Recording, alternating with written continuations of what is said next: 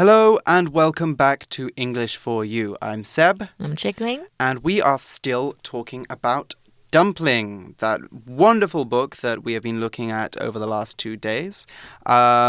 So I personally loved the book. This story about a girl who loses her confidence because she starts worrying about the way her body looks to other people and how she gets it back by doing something which would scare her.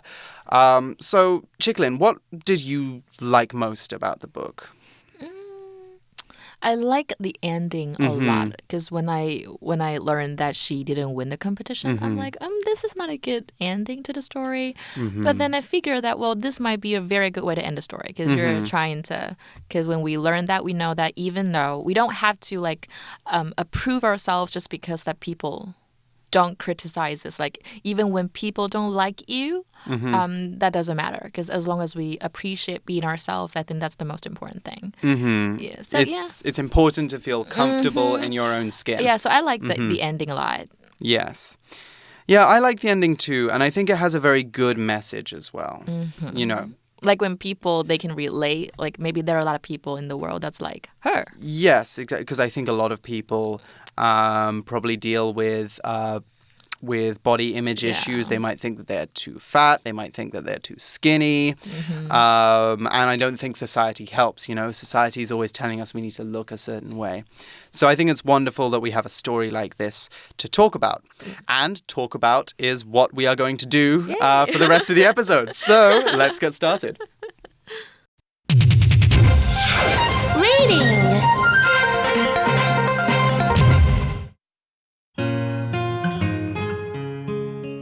Dumpling. I'm fat. It's not an insult. At least not when I say it. That's the way Willowdean Dixon describes herself. When Dumpling was released in 2015, its main character's unstoppable attitude earned the book a lot of praise. People were happy to see a main character such as Will.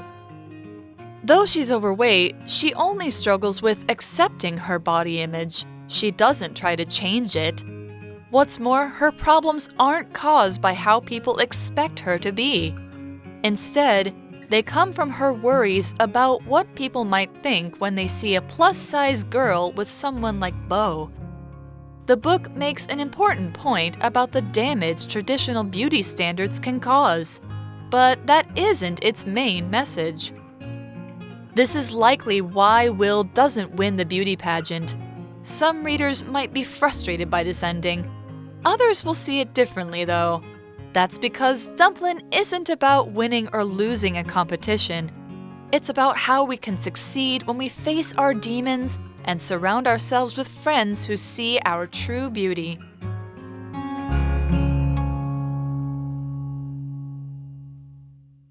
So, the Day 3 article begins like this. I'm fat. It's not an insult, at least not when I say it. That's the way Willowdean Dixon describes herself. Okay, so we have a direct quote there. The beginning, I'm fat, through to at least when I'm not when I say it, is her voice. That is what she says in the book. 我们看到 insult 这个字，它是可以当名词，可以当动词，是辱骂、侮辱的意思。那么如果当形容词，我们加 ing 变成 insulting， 就变成侮辱的或者是无理的。所以这句的话呢，我们在课文中是，如果是自己形容自己胖，那我至少当你形容自己胖，那就不是一种侮辱了。那这边看到另外一个片语 at least， 它是至少的意思，所以至少是 Will 自己讲自己胖的时候，不算是侮辱。And so Willowdean Dixon is describing herself, and that's our first vocab word, describe. When we describe something, we give people an idea of what it is or what it does. So if someone asks me to describe my sister, I might say she has long brown hair, she is quite tall, and she is very chatty. That is a description of my sister. Description, by the way, is the noun form of describe. Can also use an interesting idiom instead of describe. We can paint a picture of something. And that just basically means to give you a clear idea of what something's like. So this book paints a picture of what it was like to live in the 1800s. Now, an example sentence of describe.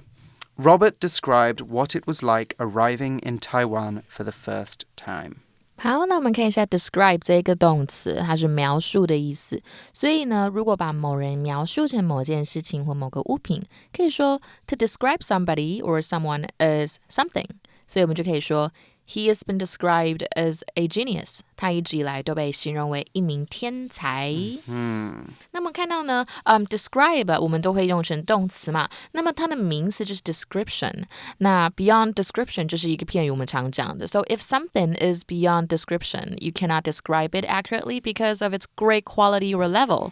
就可能它真的是太好了，所以超乎形容哦。譬如说 if you're talking about somebody's looks, you can say her beauty is beyond description. Wow. 那 maybe not, 也可能 it's not just like about looks, maybe you're talking about like her inside. 也是可以啦，就是 her beauty is beyond her inner beauty. Yeah, 就是她真的没有办法形容她的美。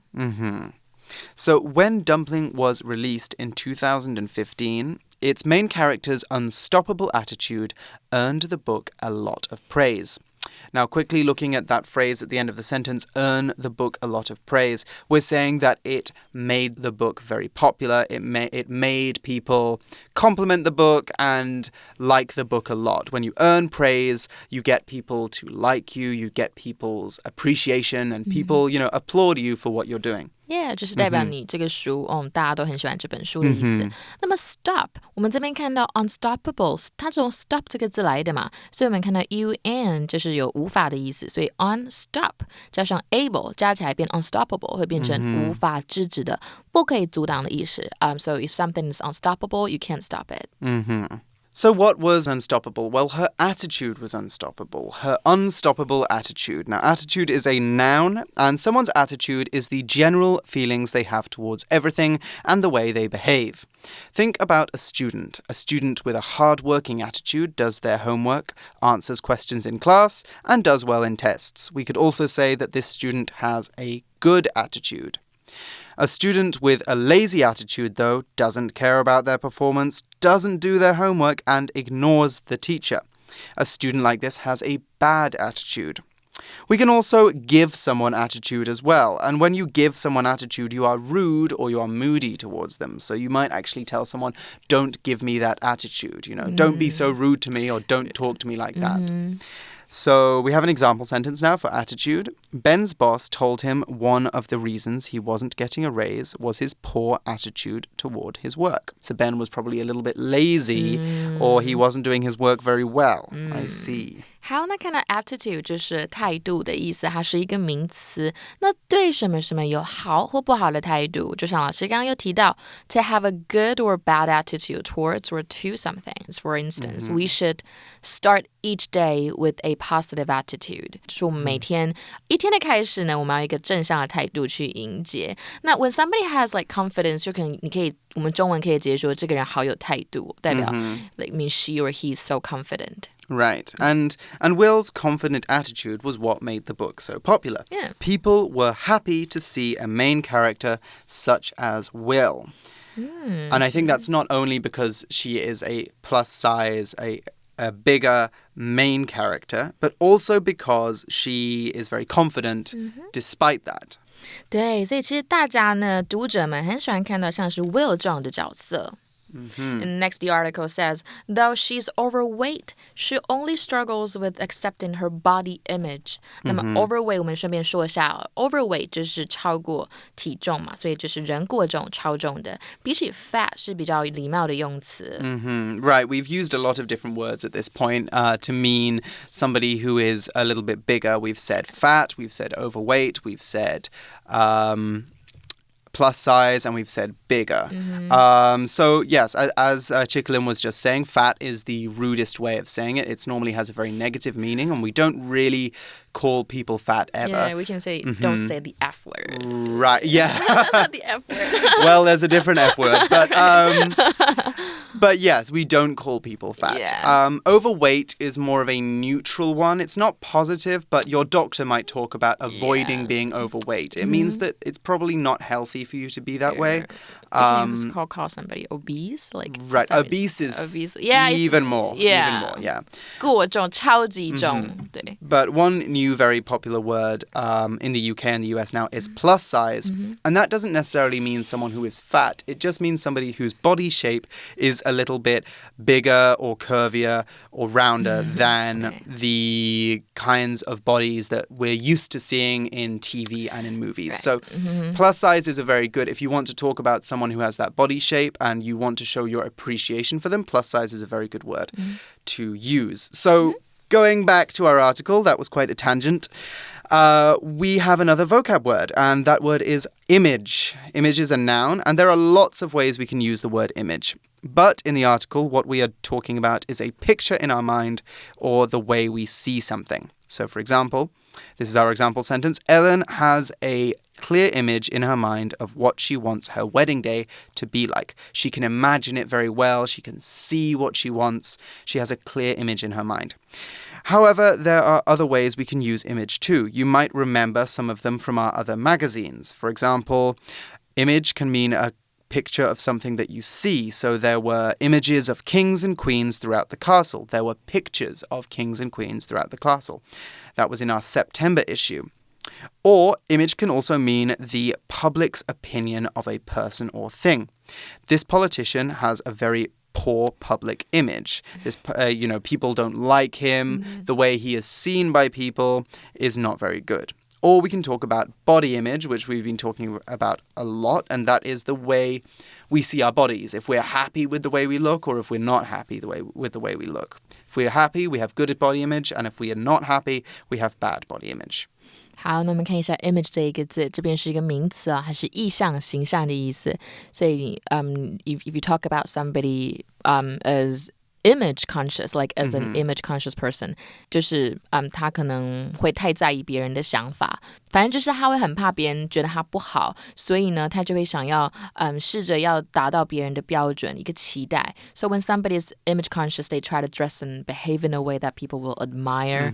所以我们知道一个句子好了 ，She is image conscious because she cares too much about other people's opinions.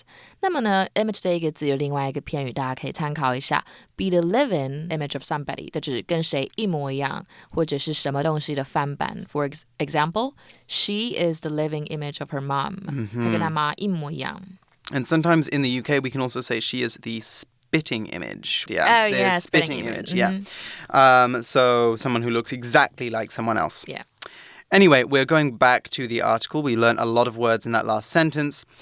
She's not struggling. Will is not struggling with accepting her body. The article says she doesn't try to change it. What's more, her problems aren't caused by how people expect her to be. Instead, they come from her worries about what people might think when they see a plus-size girl with someone like Bo.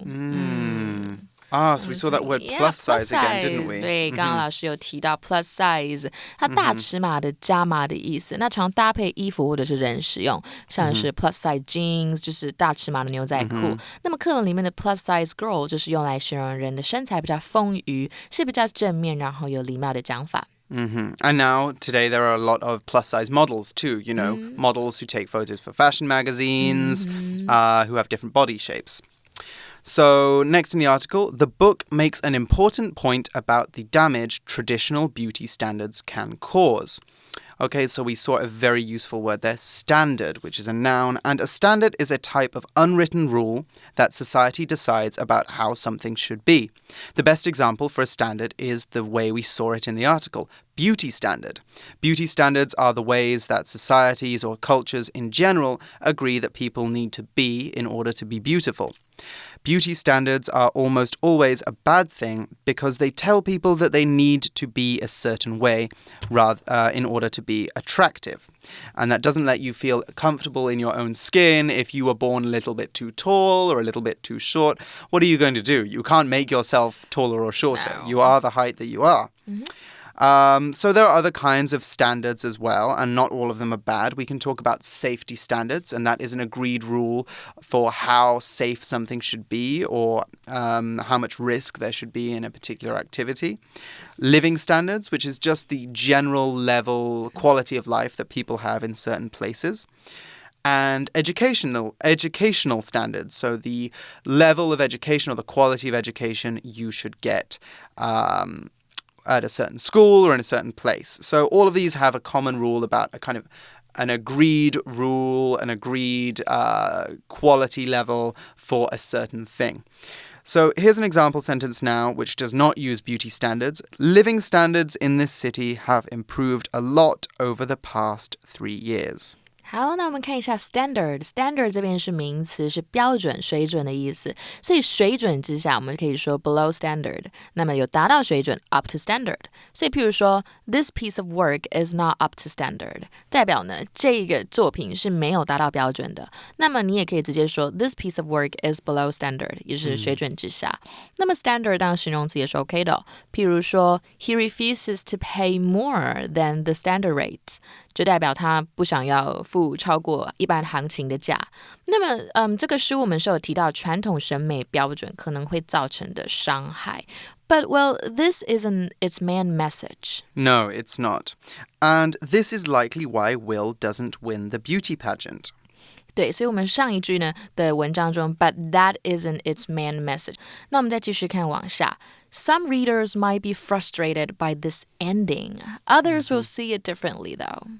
Okay, so we saw a grammar pattern there, didn't we? Yeah, 我们看到这一个 some others 的用法。那范围不限定的时候，我们就会用 some others。那用于没有特定范围的人嘛，意指一些或么另一些。那么 others 呢，就很像是 other 加上复数名词。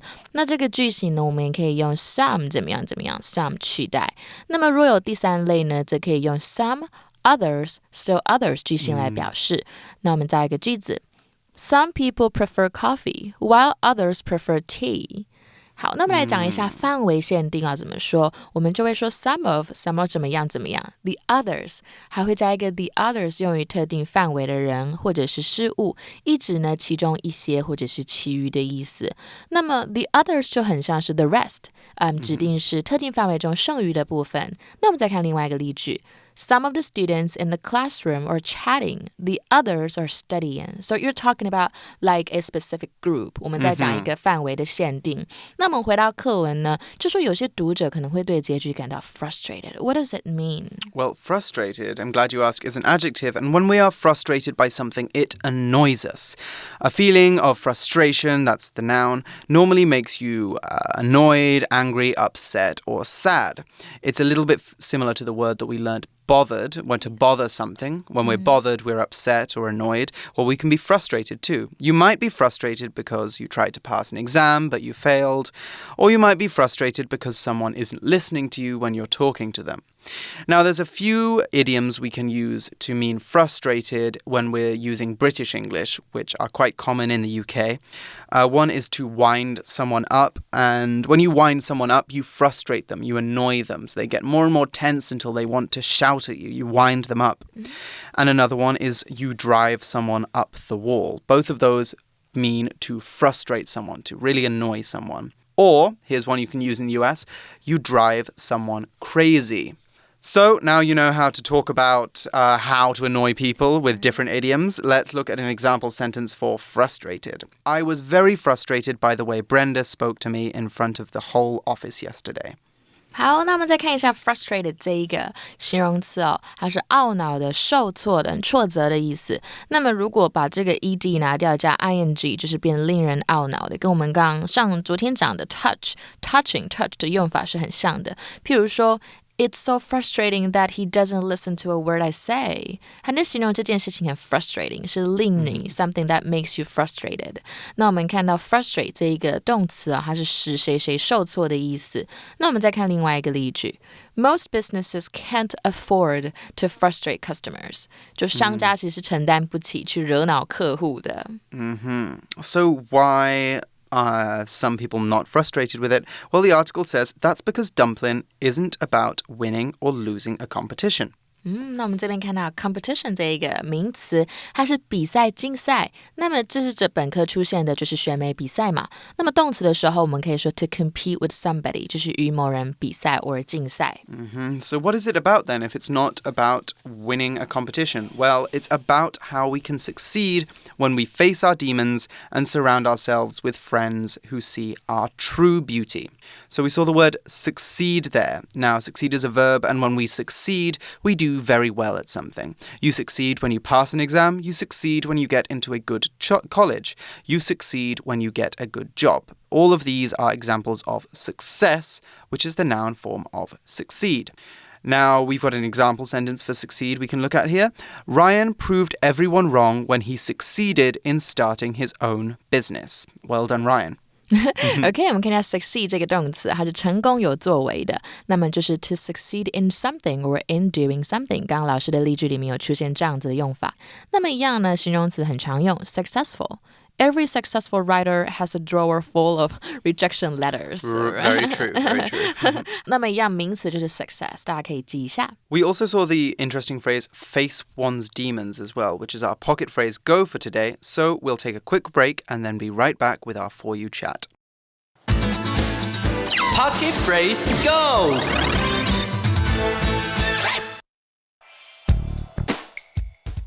自从天丁过世之后呢，哇，王妍希的灵感一直没有呢好好的被对待，我的工作表现呢也被影响了。哎呀，糟糕，马上呢我就要跟我的投资人报告了。I have to face my demons in order to make this presentation.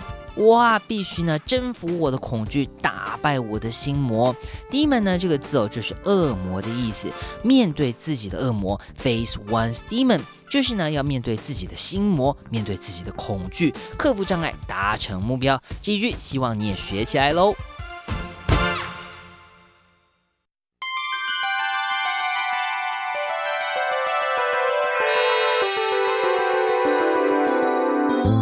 For You Chat.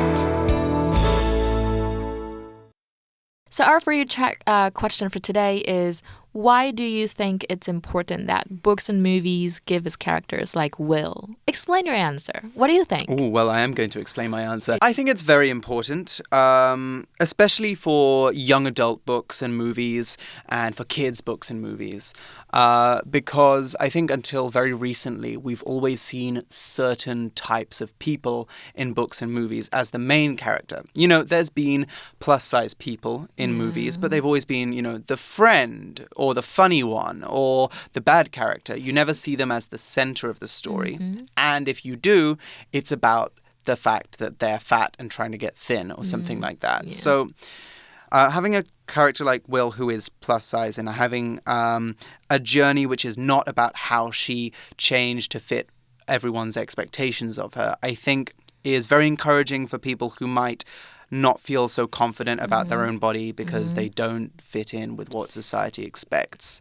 That's very good. But also I think it's very nice to have a young, kind of very ordinary high school girl who has a lot of confidence as well. I think that's also very good. You know, she finds her confidence on her own. She doesn't get it from Bo, she doesn't get it from her mum, she doesn't get it from anyone else. She finds it in her own journey. And I think that's another very strong message. So it's great to have people like that in books and movies, I think. It basically teaches us how we can love ourselves. Yes, how we can love ourselves, how we can see our own true beauty, to quote the article. But we will see you again very soon with more exciting articles. So for English for You, I'm Seb. I'm Chickling. And we'll see you again next time. Bye-bye. Bye.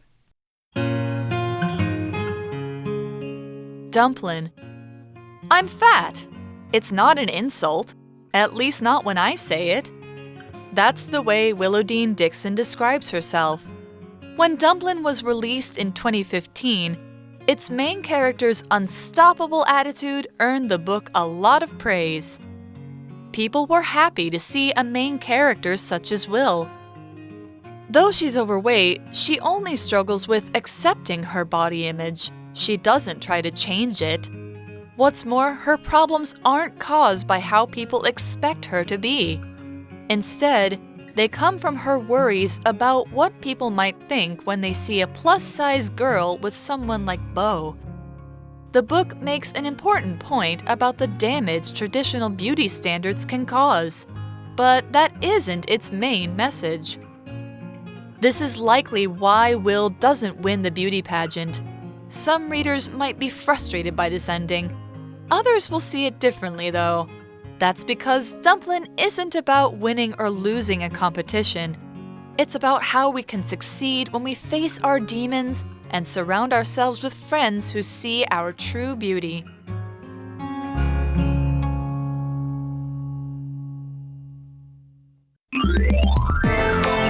Vocabulary Review. Describe. Bill described his hometown in such detail that I could imagine being there myself. Attitude. Gwen has a terrible attitude toward her job. She almost never arrives at work on time. Image. Vicky has an exact image in her head of what her dream vacation should be like. Standard. Since the fire at the office, safety standards in this company have gotten a lot better. Frustrated. Isaac gets frustrated when his sister doesn't listen when he talks. Succeed. After several job interviews, Walter succeeded in getting a new job. 智慧小补帖 Insult. Unstoppable. Competition.